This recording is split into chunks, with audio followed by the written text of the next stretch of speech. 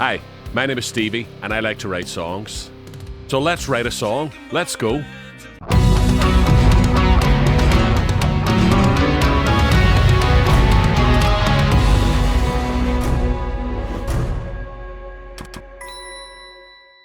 It's always when I reach a point like this, when I've got all the songs that I am currently working on are all finished, and I've got no new ideas, and if I go back to Reaper, it'll be a blank page. I suffer from a bit of procrastination at that point, and I begin to get writer's block and worry that maybe I'll not be able to write songs anymore, maybe whatever it was that I had, I've lost. So it's very important for me to get into the habit of jumping over this hurdle, because usually when I do, there's no holding me back then. So let's get on with trying to get started in writing a new song. So I pulled up my usual template here. So on the 2-bus out, I've got a bit of EQ here, and I've got the God particle set up. These things tend to be on all the time whenever I'm writing and recording a song. Then I've got my drums MIDI track. I'm taking advantage of some new features in Reaper 7 now, so I can, instead of hiding tracks, I can just have them here, which is a wee bit handier for me to get in and edit stuff when I need to. On the drums, I'm still using the same setup that I've explained already in one of my other YouTube videos. If you want to see how the drums are set up, I've got a video here on my channel that you can check out. So we have perfect drums, and we have all the drums routed out to their own individual tracks, which means that down here, I've got the kick, snare, toms, overheads, samples, and stuff all routed out to their own tracks, and they've all got bits and pieces of EQ and stuff on them. But I go through this in detail in one of my other videos. Then I've got parallel compression and a clipper at the end on the 2-bus out for the drums. For bass guitar, I use Track Spacer, and we'll maybe look at setting that up later on in the song as the song starts to develop. But the main thing that I use for bass guitar is I have an amped setup that has a bit of distortion and EQ and stuff on it, and a DA setup that has just compression, and I blend the two of those things together. And then I have 2 guitars panned left and right for rhythm guitar, and on those I use Helix Native as well, and it just uses a Rev Gen amp and an ML Sound Lab IR and a bit of EQ. So we're ready to go. Let's try and write a riff that'll get this ball rolling. So I've been playing about with the guitar for the last half an hour or so, and I'm feeling a bit 80s today. Going to do some 80s hair metal type. I don't know if it even is hair metal, but you can be the judge of that. This is the riff that I sort of stumbled across.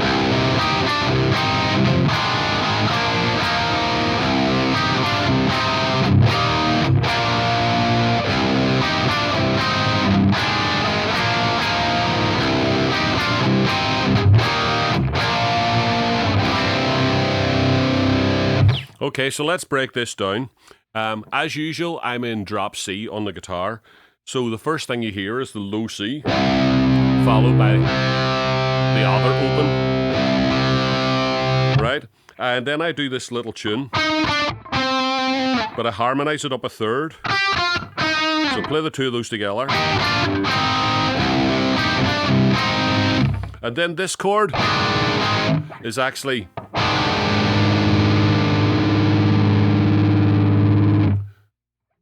Let's assume that if we're in the key of C minor here, it means that we're actually in the key of F major. And this would be the 4 chord. And the 5 chord. Back to the 6. And then the 1 chord. The 5 chord. So, we're using what would be a very standard trope in this types of 80s music, where we play the 6 chord, the 4 chord, and the 5 chord.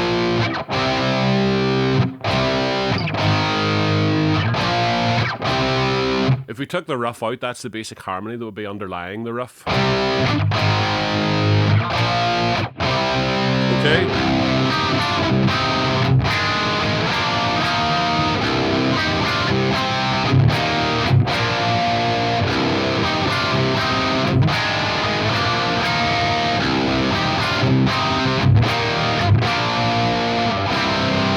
So let's get that recorded.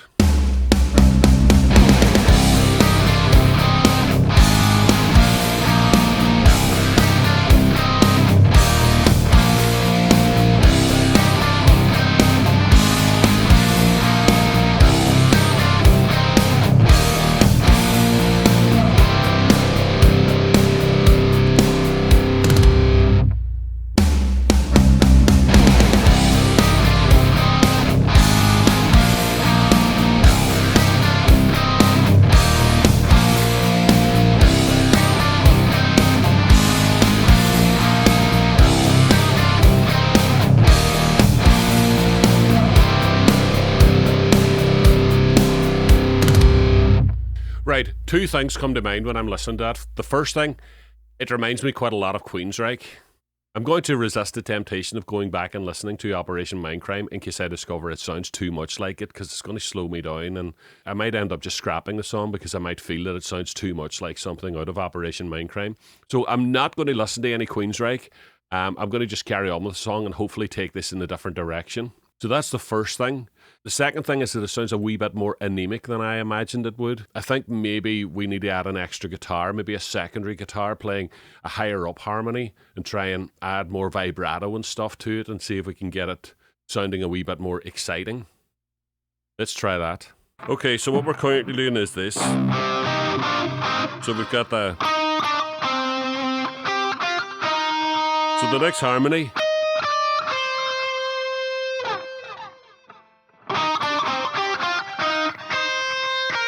We could do that one.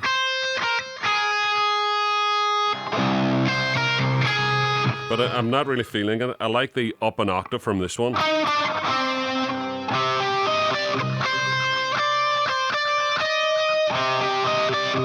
And then do something like...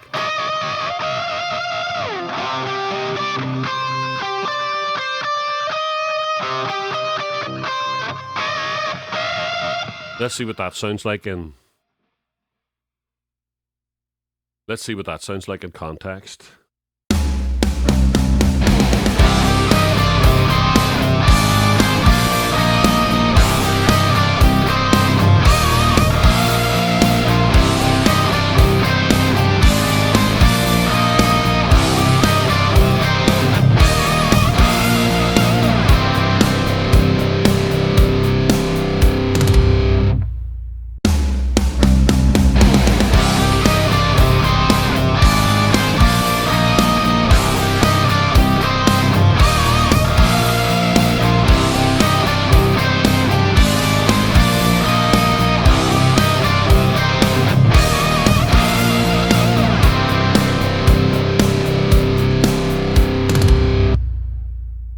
Okay, that's more like it. You can kind of see what I'm aiming at here too with this riff. We're maybe going to slow it away down now and have a nice slow verse before we build back up into this riff again. I think that's a pretty obvious trajectory of where we're going with this riff.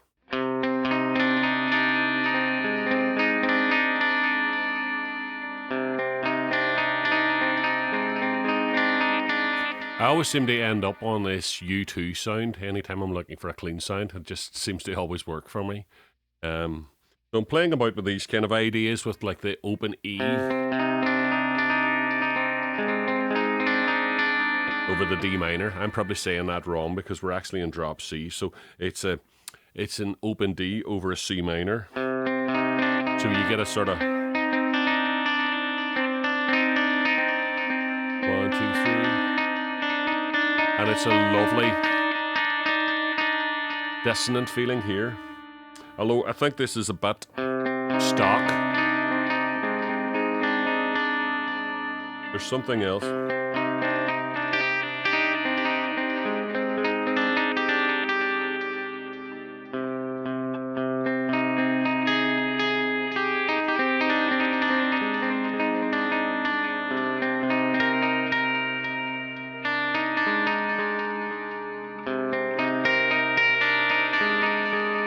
That's nice.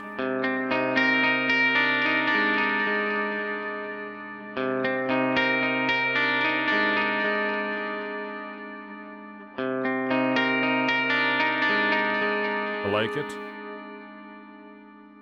So this is sort of going between the C minor and the A flat major.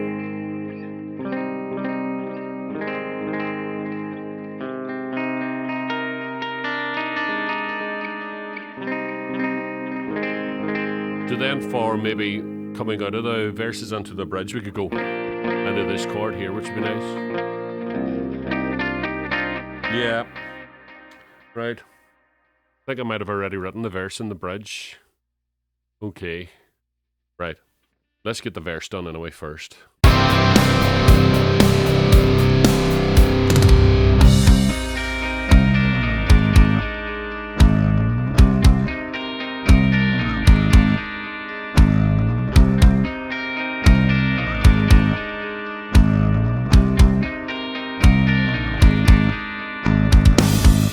Right, I've done a couple of wee things here. Let's look at the clean guitar sounds first. We can see that I put some delay in, and on the left side I put a quarter note delay in, and then on the right side I put a dotted quarter note in. So the delays are slightly out of sync with each other, and it's given a bit of a stereo effect between the guitars. So that's quite nice.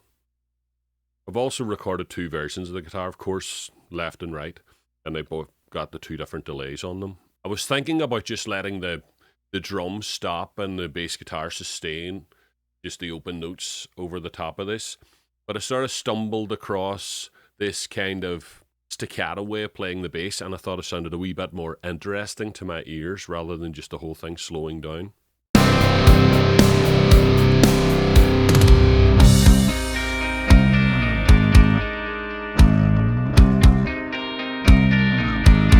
Let me show you something else as well about it. I've put a kind of a shimmer delay on it, so it's adding a sort of pad sound, like almost like there's keyboards playing in it. But you know what?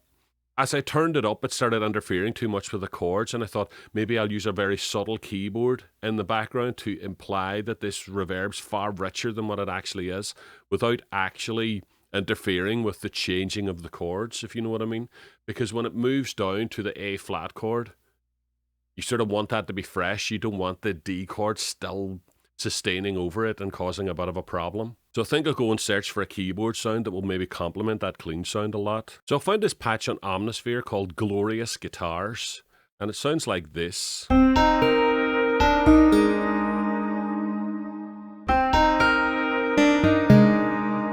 Okay, but what I noticed is the pad sound, bowed electric guitars on one side, and then there's an actual electric guitar on the other side. And if I turn it down, we can just hear the pad sound. That sounds really good. And so if we add that in, so let's have a little listen to that now with just the guitars and this Omnisphere patch.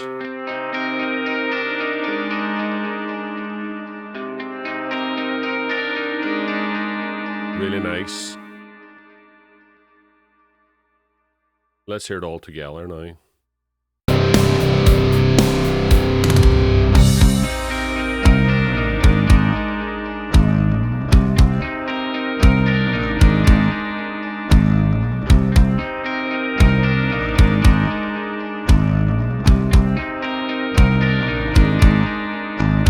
Cool. We're making progress.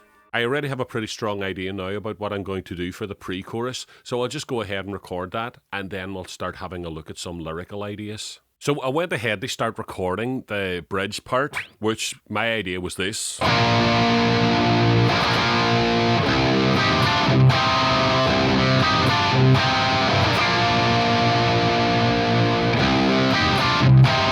then I had a little idea. You know, earlier on I was talking about how this type of music is sort of always based around the 6, 4, 5 chords. But this feeling here sounds like 4, 5, taking into 1. Now, I normally don't like going into the 1 chord because it kind of goes all major and happy and sort of breaks the sort of minor feeling of the song. I had an idea that I sort of taken from Alice Cooper Poison, where if we do that modulation anyway into the 1, but then treat the 1 like the new minor 6 chord.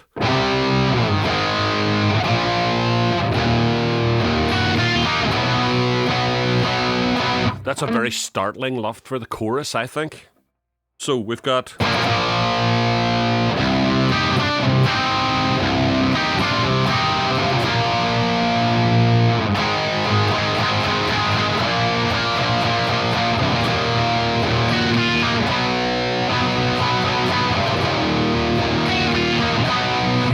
something like that.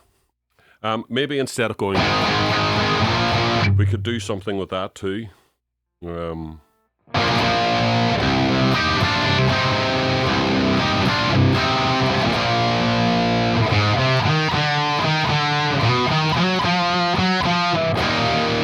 Nice.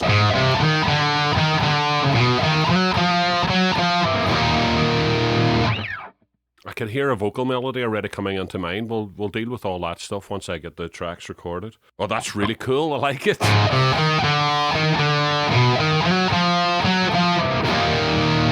We've already implied that it's going to be minor by the time we get here, because this Lydian.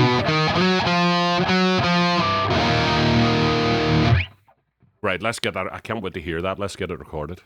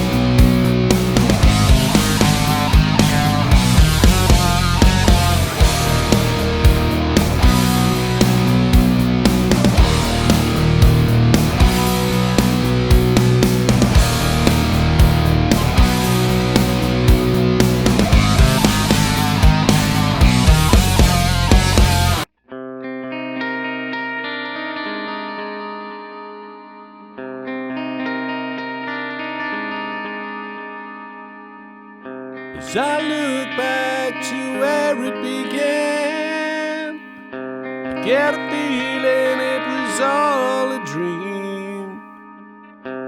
Mixed emotions and shattered notions, play tricks on my self-esteem. Right. I think what I've achieved here is a very nice vocal melody. I'm really happy with the vocal melody. I'm really happy with the way it works over these.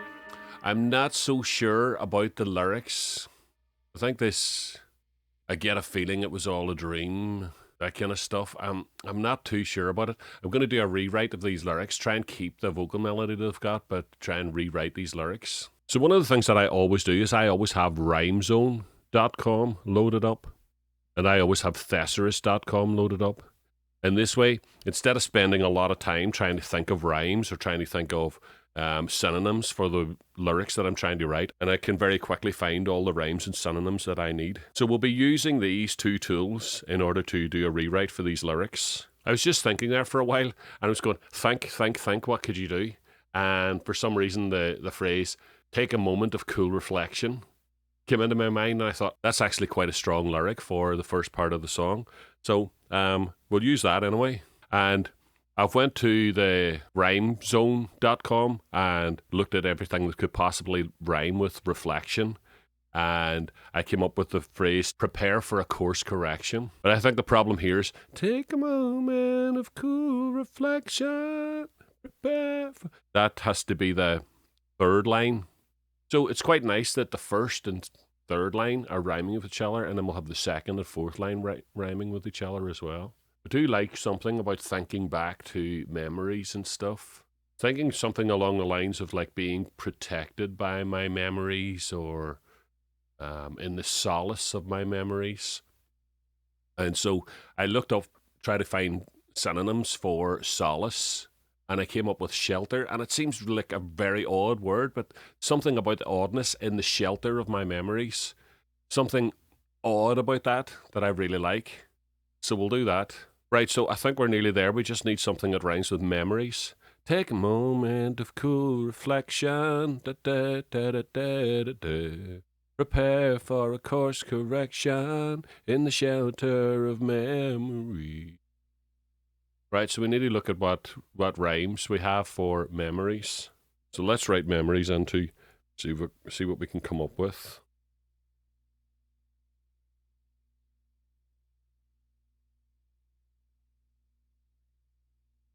Right, there's not very much for memories, but I think memory would probably rhyme okay with memories as well.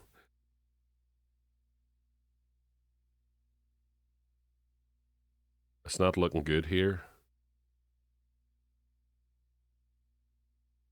Right, so this also gives you things that almost rhyme.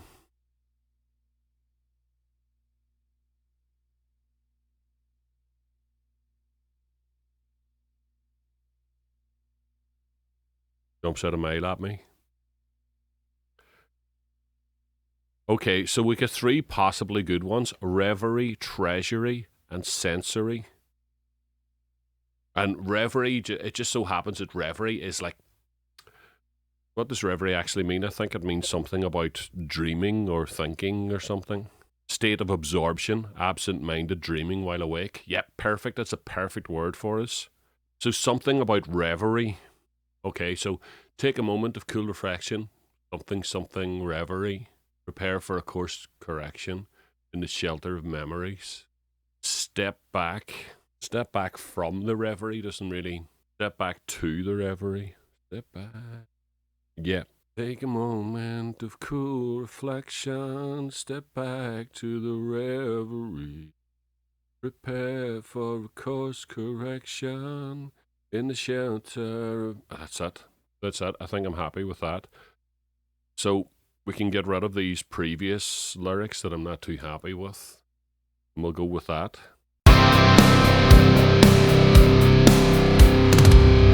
Take a moment of cool reflection. Step back to the reverie. Prepare for a course correction in the shelter of memories.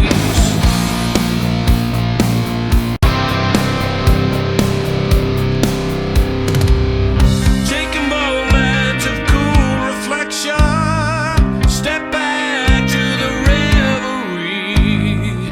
Prepare for a course correction in the shelter of memory. Okay, so I would love to hear some delay throws on that. So where should we stick them? The delay send we need to turn on for both of them.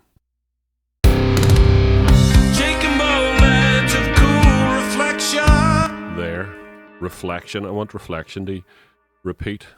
Let's see what that sounds like. Moment of cool reflection. Step back.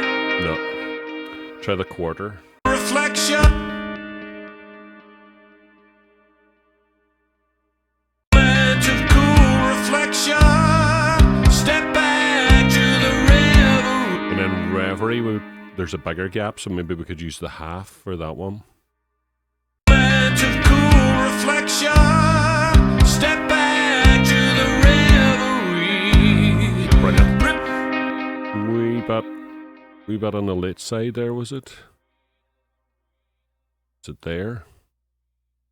To the reverie. Prepare for it. Well, we don't necessarily want the in it.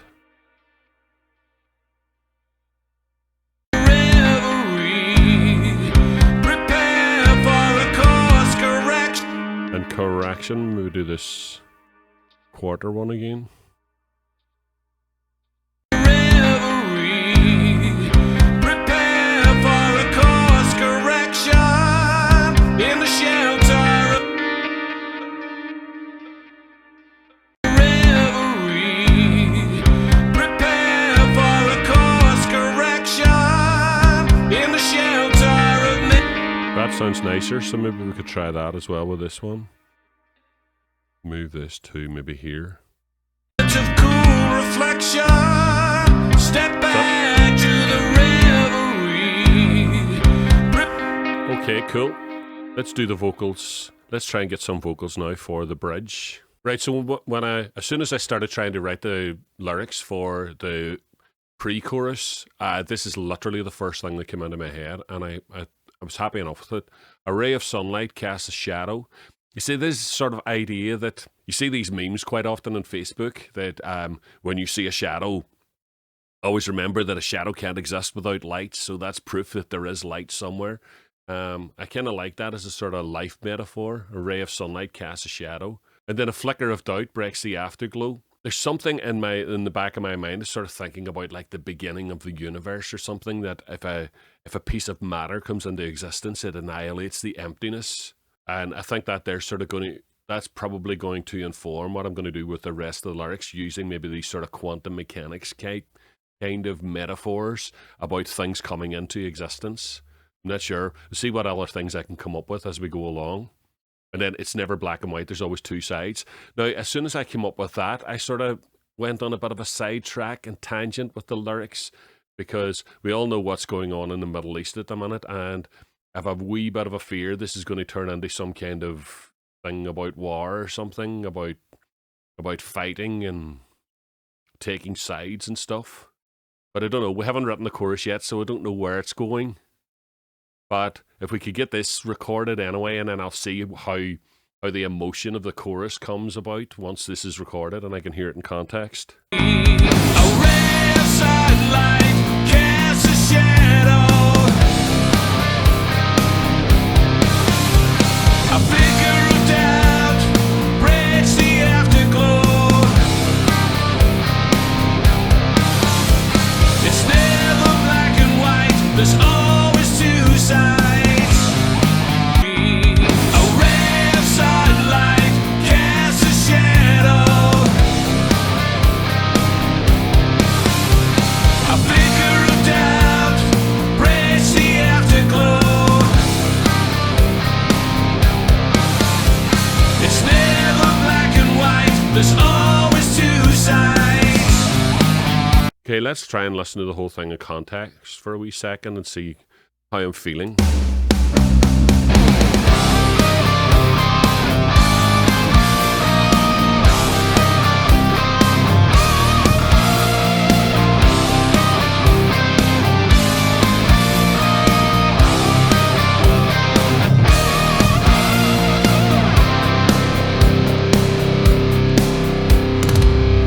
Take a moment of cool reflection. Step back to the reverie.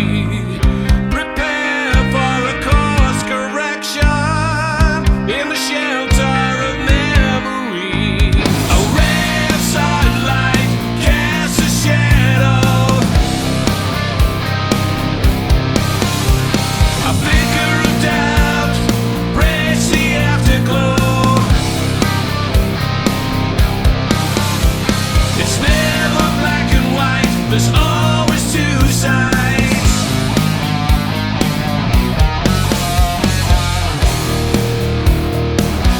I'm going to take a break for a minute and see if I can come up with something for the chorus. A bit of a loss at the minute. See what I can do. Right, so these are the placeholder lyrics that I got. There's always a reason for evermore. A justification for civil war. There's always a way to get out of here. There's always a means to an end. Doesn't really strike me as all that interesting, really. So a rewrite is called for again. In particular, I don't like this Civil War thing. It reminds me far too much of Guns N' Roses' Civil War, and I'm sort of worried about it. Locked in a circular state of war, that's probably better. Starting to really sound like it might be about Palestine now. There's always a reason for evermore. It sounds like I've really set up a rhyme for Civil War, and what would be the reason why you'd be locked in a circular state of war? What would be the reason? What would be the cause? Oh, there's always a cause. There's always a cause worth fighting for, locked in a circular state. Right. I think that's definitely stronger. There's always a cause worth fighting for, locked in a circular state of war. I think maybe we need 3 lines. Let's just put in a throwaway line for now so that I can get the rhyming scheme of the song in place. There's always a cause worth fighting for, now and forever as it was before. Locked in a circular state of war, now and forever as it was before is a bit biblical, which maybe is cool. I think maybe there's always, I like the way these were, there's always something. There's always a way to get out of here, not really. There's always a cost for your actions. There's always a price. There's always a cost and a compromise. So I spent a wee bit of time on the rhyming dictionary looking for words that might end with might rhyme with compromise. And it wasn't all that easy, but I got brutalized. And I thought, we are the truth that is brutalized. And then I got sacrificed. So we need something sacrificed. Right, so where are we? There's always a cost and a compromise. We are the truth that is We are the truth that is brutalized. Something sacrificed. Right. We are the truth that is brutalized, born in the eyes of the sacrificed. I kind of like that. There's always a cost. There's always a cause worth fighting for, now and forever as it was before, locked in a circular state of war. There's always a cost and a compromise. We are the truth that is brutalized, born in the eyes of the sacrificed. Do you know, I could go with that. Let's see what that sounds like when I record it. There's always a cause we're fighting for. Knowing forever as it was before. Locked in a circular state of war.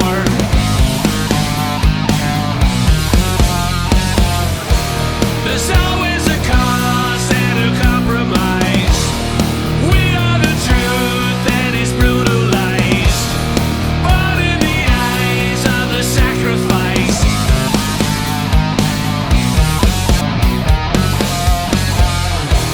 There's always a cause we're fighting for. Knowing forever as it was before. Locked in a circular state of war.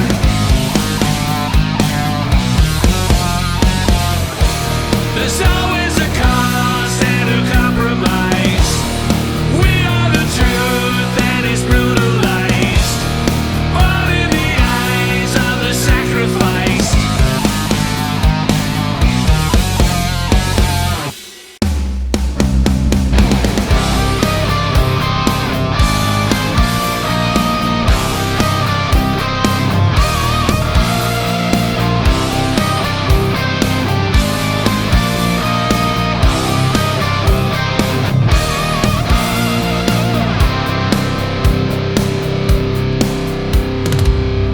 Take a moment of cool reflection.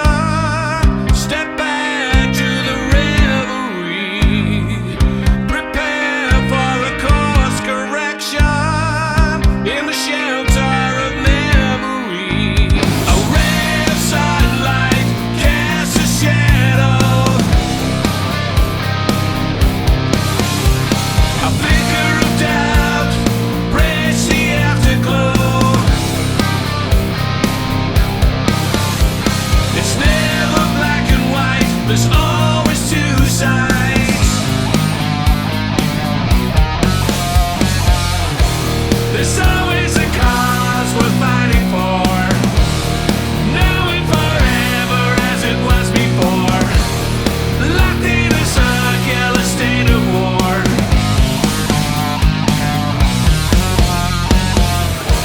There's always a cause and a compromise. We are the truth that is brutalized. Born in the eyes of the sacrificed.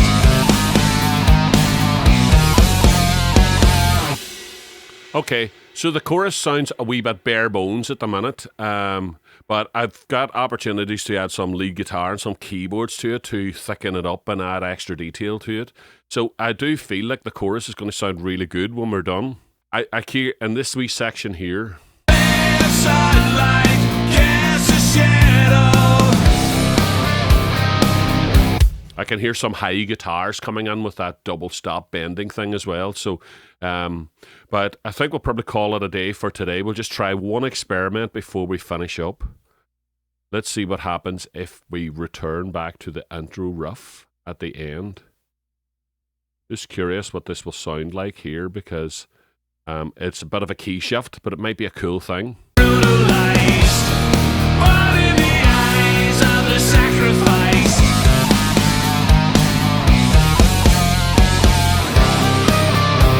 Yeah, it's really